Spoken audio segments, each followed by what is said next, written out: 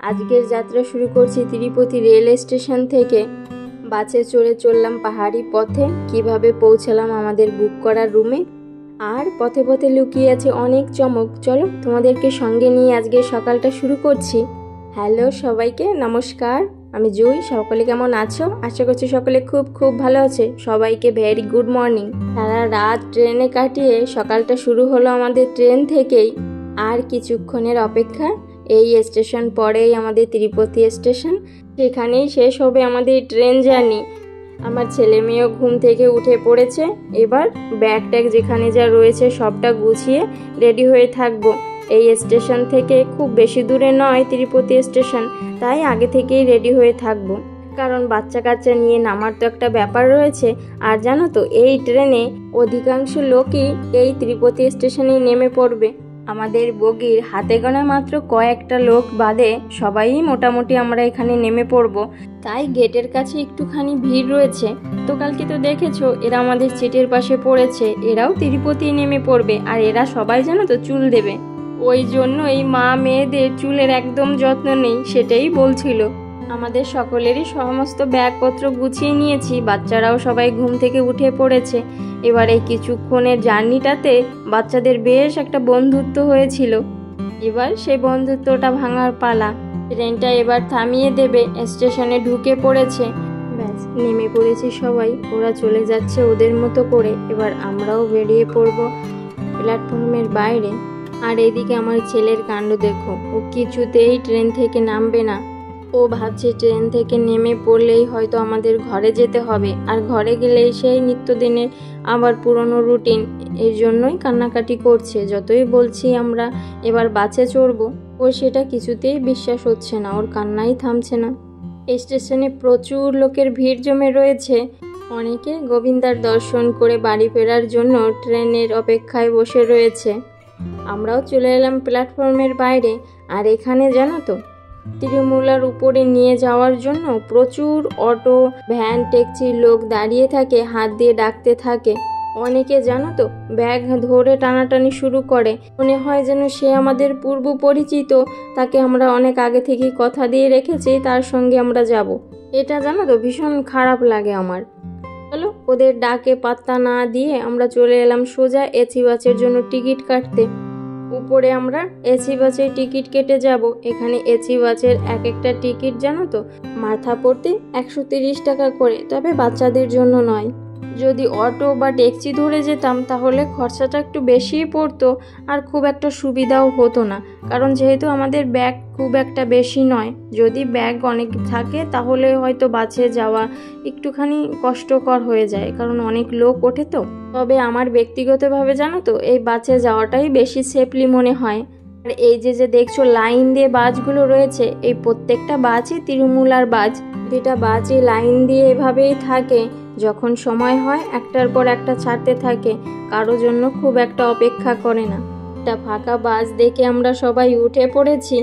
ঘন্টা খানিকের মধ্যে পৌঁছে যাব গোবিন্দার কাছে। আর তারপরে বড় কাজ হচ্ছে চুল দেওয়া।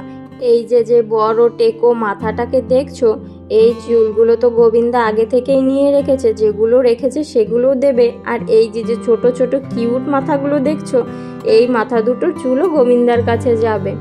আর কিছুক্ষণের অপেক্ষা, ব্যাস আমাদের বাসটাও ছেড়ে দিয়েছে। জানো তো, এই তিরুপতি থেকে তিরুমুলা ওঠার জন্য যেমন এসি বাস রয়েছে, ঠিক তেমনই রয়েছে নন এসি বাস, মানে সেটাকে ফ্রি বাস বলা হয়। তবে সেটাতে উপরে ওঠার জন্য 90 টাকার একটা টিকিট কাটতে হয়। তবে উপরে গেলে তুমি যেখানে ইচ্ছা সেখানে ঘুরতে পারবে, মানে উপরটা তুমি ফ্রি বাসে ঘুরে ঘুরে সবটা দেখতে পারবে। কোনো রকমের কোনো টিকিট কাটতে হবে না, আর কোনো টাকা পয়সাও দিতে হবে না। আমাদের বাসটা ছেড়ে দিয়েছে বেশ অনেকক্ষণ হলো। এই যে যে ব্রিজটা দেখছো, এটার উপর দিয়েই আমরা এই তিরুমুলার উপরে যাব।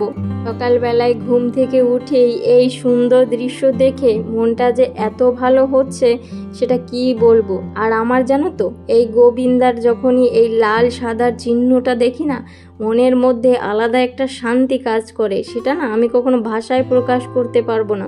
কে তো বেশ কিছুদিনের দীর্ঘ অপেক্ষার অবসান, গোবিন্দার দর্শন পাবো।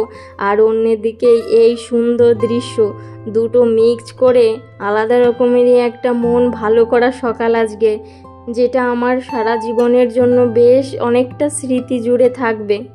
প্রথম একবার এসেছিলাম আমার ছোট্ট ছেলেকে নিয়ে, আর এই প্রথম ছেলে মেয়েকে আমার পুরো ফ্যামিলি নিয়ে আমি এসেছি। আর এটার জন্য জানো তো আমার কাছে আরও বেশ খানিকটু স্পেশাল আজকের এই সকালটাই, দিনটা। যে নামা বা উপরে ওঠা, জানো তো বাসের গতিটা থাকে ভীষণ রকম ফাস্ট। তোমরা হয়তো লক্ষ্য করেছো অনেকটা সময় হয়েছে আমাদের বাসটা ছেড়ে দিয়েছে, অনেকটা উপরেও উঠে গিয়েছি। এবার শুরু হবে টিকিট কাটার পালা। বাসটাকে এনে দাঁড় করিয়েছে বাস কাউন্টারে। এবার অনেকেই তো টিকিট না কেটেই বাসে উঠে পড়ে, আবার অনেকেই আমাদের মতো টিকিট কেটে ওঠে। তো আমরা বাসে কতজন রয়েছি সেটারই একটা ডিটেলস নেওয়ার জন্য বাস কন্ডাক্টর সবার টিকিট নিয়ে ওই যে টিকিট কাউন্টারটা দেখছো ওখানে গিয়ে জমা দিয়ে আসবে। আর এই প্রসেসিংটা শুধু জানো তো এই বাসের জন্যই নয়, উপরে ওঠার জন্য সমস্ত ট্যাক্সি, ভ্যান, অটো এগুলোর জন্যও রয়েছে। চলো আমাদের প্রত্যেকের টিকিট চেকিং করে বাসটা আবার ছেড়ে দিল। আর এটা হচ্ছে ত্রিমূলার ঢোকার জন্য মেইন গেট। আর ওই হচ্ছে পাহাড়টা, ওই উঁচু পাহাড়টাই গোবিন্দার বাড়ি, আমরা ওখানেই যাচ্ছি। উপরে ওঠার জন্য জানো তো দুটো রাস্তা রয়েছে, সিঁড়ি বেয়ে পায়ে হেঁটে ওঠা আর একটা হচ্ছে গাড়িতে যাওয়া। ওই দেখো ওই যে মন্দিরের চূড়াটা দেখছো, ওখান দিয়েই গোবিন্দার কাছে হেঁটে যাওয়ার রাস্তাটা। সিঁড়ি বেয়ে উঠতে গেলে 3 থেকে 4 ঘন্টা লেগে যায়, তবে একটা নির্দিষ্ট সময়ের মধ্যে জানো তো এই সিঁড়ি বেয়ে উঠতে দেয়। বিকেলের দিকে ওই 4টা নাগাদ মনে হয় বন্ধ হয়ে যায়। আর উপরে ওঠার সময় অবশ্যই তাদের ব্যাগপত্র সব কিছু চেকিং করে তারপরে উঠতে দেয়।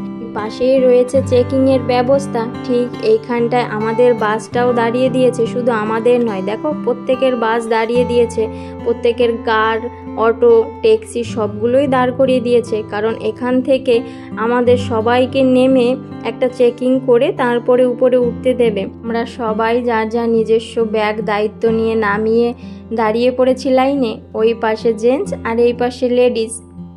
আমাদের 3 জন জেন্টস ওই লাইনে চলে গেছে, আর আমরা 2 জন লেডিস এবার এই লেডিস লাইনে দাঁড়াবো। চলো এবার চেকিং প্রসেসিংটা সেরে ফেলি। একটা চেকিং হওয়ার একটাই কারণ জানো তো, এখানে বেশ কিছু জিনিস নিয়ে যাওয়া বারণ, যেটা এখানেও রয়েছে। দেখো তোমরাও এক পলক দেখে নাও। কোনো ধরনের নেশাগ্রস্ত জিনিস বা ছুরি, কাটারি, চিকেন, আমিষ জাতীয় যে কোনো খাবার এগুলো ওখানে নিয়ে যাওয়া যাবে না। তবে জানো তো এই ব্যাগের মধ্যে ফল ছাড়া ধরো কোনো রকম ব্রেড থাকলে না একটুখানি সমস্যা করে। যেমন আমাদের ব্যাগে একটু ব্রেড ছিল, তো আমাদের বারবার জিজ্ঞাসা করছিল কেন আমরা ব্রেড নিচ্ছি। বর বলেছিল বাচ্চা কাচ্চা রয়েছে সঙ্গে, নিজেরা খাওয়ার জন্য এনেছি, রয়ে গেছে তাই নিচ্ছি। তো খুব একটা সমস্যা করেনি। চলো আমাদের চেকিং তো ডান, এবার আমরা আবার বাসে উঠে পড়বো। তবে আমাদের যার যেখানে যেভাবে সিট ছিল তারা ঠিক সেভাবেই বসে পড়বো।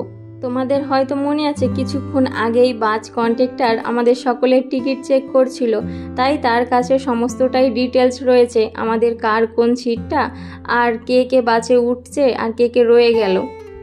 সবাই যখন বাসে উঠবে ঠিক তখনই ছাড়বে। আর এখান থেকে দেখো কি সুন্দর লাগছে না। আর ওই যে পাহাড়ের খাসটা দেখছো মাঝখানে, ওখান থেকে ধর একটা লাইটিং করা ছবি থাকে, সেটা হয়তো এখন দিনের আলোতে বোঝা যাচ্ছে না, তবে ভোরবেলায় উঠলে না ওই লাইটটা দেখলে মনে যে কি শান্তি লাগে সেটা বলে বোঝাতে পারবো না। তো চলো বেশ অনেকটা দূরই চলে এসেছি, বাস অনেকটা আগেই ছেড়ে দিয়েছে। আর এই পাহাড়ের পাশ দিয়ে যেতে যেতে দেখা যাবে প্রচুর বোর্ড, সেখানে রয়েছে অনেক জীবজন্তুর ছবি, যেটা লক্ষ্য করলে মাঝে মাঝে তাদেরকে দেখা যায়, সেটারই একটা সিগন্যাল। আর সূর্য মামাটা দেখো চকচক করে সবে উঠছে, পাহাড়ের গায়ে লেগে থাকা মেঘগুলো সবাই উপরের দিকে উঠে পাহাড়টা কেমন চকচকে করছে, দেখেই মনটা একদম শান্তি লাগছে। এতটুকু সুন্দর তো হতেই হয় যেখানে রয়েছে আমাদের গোবিন্দর বাস আর আমাদের কলিযুগের বৈকুণ্ঠ।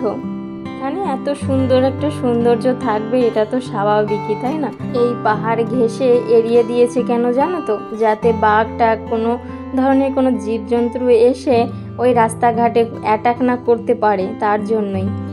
সকালের এই সুন্দর দৃশ্য দেখতে দেখতে আমরা চলে এসেছি উপরে।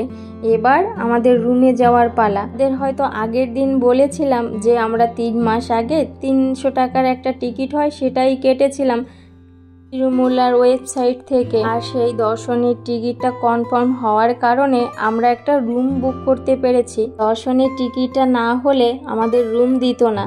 এখানে 2 ধরনের রুম পাওয়া যায় জানো তো, একটা হচ্ছে 1000 টাকার আর একটা হচ্ছে 100 টাকার। 100 টাকা বা 1000 টাকার রুম যেটাই বুক করি না কেন, আমাদের বুক করার সঙ্গে সঙ্গে যদি কনফার্ম হয় তাহলে আমাদের কাছ থেকে ডাবল টাকা কেটে নেয়। মানে ধরো ওই 100 টাকার রুমটাতে 200 টাকা কেটে নেয়। রুমে থাকার জন্য 24 ঘন্টা সময়।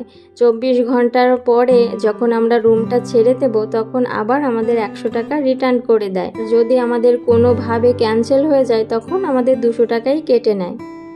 ওই 1000 টাকারটাও সেম, 2000 টাকা নেয়, ক্যান্সেল হলে 2000 টাকাই কেটে নেয়। তবে রুমের টিকিটটা কনফার্ম হলেও জানো তো রুমের নাম্বারটা না তখনই দেয় না। এখানে যে মেইন রুম টিকিট কাউন্টারটা থাকে সেখানেই আমাদের আধার কার্ড আর টিকিট স্ক্যানিং করে কিছুক্ষণের জন্য ওই আধা ঘন্টার মতো ওয়েট করতে হয়। তারপরে ফোনে একটা মেসেজ আসে আমাদের কোথায় কোন জায়গাতে রুম নাম্বার পড়েছে সেটা খুঁজে বের করতে হয়। আর ওই বিল্ডিংয়ের যে দায়িত্বে থাকে তার কাছে ওই আমাদের আধার কার্ড রুম নাম্বারের সব কিছু চেকিং করিয়ে তাদের কাছ থেকে চাবি নিতে হয়। মাথায় রাখতে হবে 24 ঘন্টার মধ্যে আমাদের রুমটাকে আবার খালি করতে হবে। মানে আমরা যে টাইমে ঢুকেছি তার 24 ঘন্টা পরে রুমটাকে ছেড়ে দিতে হবে, আর না হয় ওটা আবার এটা ডাবল টাকা কেটে নেবে এবং পরে থাকার জন্য না একটুখানি সমস্যা হতে পারে।